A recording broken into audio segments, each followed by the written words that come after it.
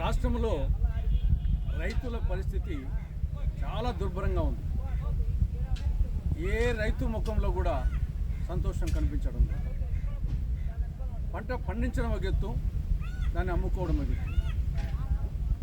పంట పండించినాక కొనేవాడలేడు. పోయిన సంవత్సరం అంతా ఈ సమస్య.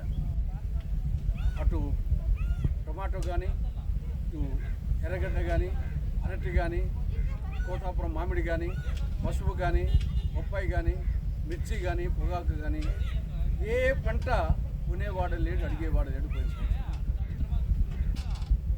తర్వాత ఈ సంవత్సరం చూస్తామా, ఎల్నినో ప్రభావంతో తీవ్ర వర్షాభావ పరిస్థితి ఉంది.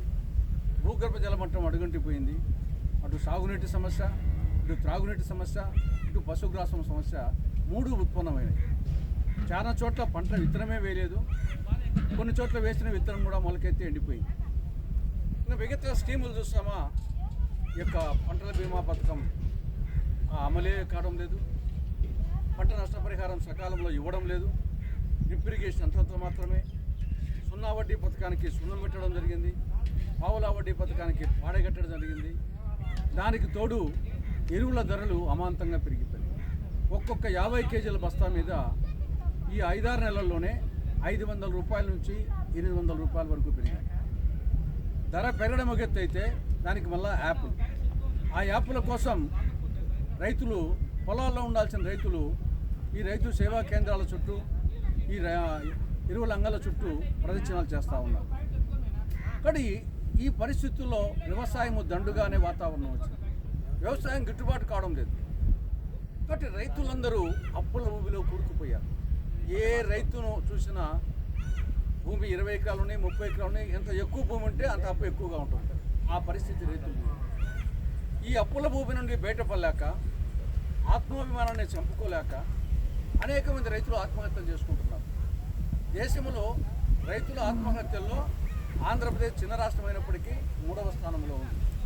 కానీ ఈ పరిస్థితుల్లో రైతులను ఆదుకోవాలంటే అంతో ఇంతో వ్యవసాయ రుణాల మాఫీ పథకాన్ని ఇంప్లిమెంట్ చేయాలి. మన పొరుగు రాష్ట్రం తమిళనాడులో ఇటీవల 75,000 రూపాయల వరకు కోఆపరేటివ్ సొసైటీస్లో వ్యవసాయ రుణాలు మాఫీ చేయడం జరిగింది. తెలంగాణలో 2 లక్షల రూపాయల వరకు వ్యవసాయ రుణాలు మాఫీ.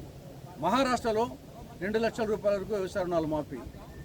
ఇక్కడ కూడా మన రాష్ట్రంలో ఇటీవలనే కూటమి ప్రభుత్వం ఒక నిర్ణయం తీసుకోవడం జరిగింది. రాజధాని అమరావతి ప్రాంతంలో 2వ ఫేజ్ కింద భూసేకరణకు భూములు ఇచ్చే రైతులకు సంబంధించి ఒక్కొక్క రైతు కుటుంబానికి ఆ 7 గ్రామాల పరిధిలో 1.5 లక్ష వ్యవసాయ రుణాలు మాఫీ చేయాలని చెప్పేసి నిర్ణయం తీసుకోవడం జరిగింది. కాంగ్రెస్ పార్టీ డిమాండ్ ఏమంటే, కేవలం ఆ 7 గ్రామాల పరిధిలోనే కాదు, రాష్ట్రంలోని రైతుల పరిస్థితి అంతా అధ్వానంగా ఉంది. కాబట్టి మొత్తం రాష్ట్ర రైతాంగానికి ఒక్కొక్క రైతు కుటుంబానికి 1.5 లక్షల రూపాయల వరకు వ్యవసాయ రుణాలు మాఫీ చేయాలని చెప్పేసి కూటమి ప్రభుత్వాన్ని కాంగ్రెస్ పార్టీ డిమాండ్ చేస్తూ ఉంది.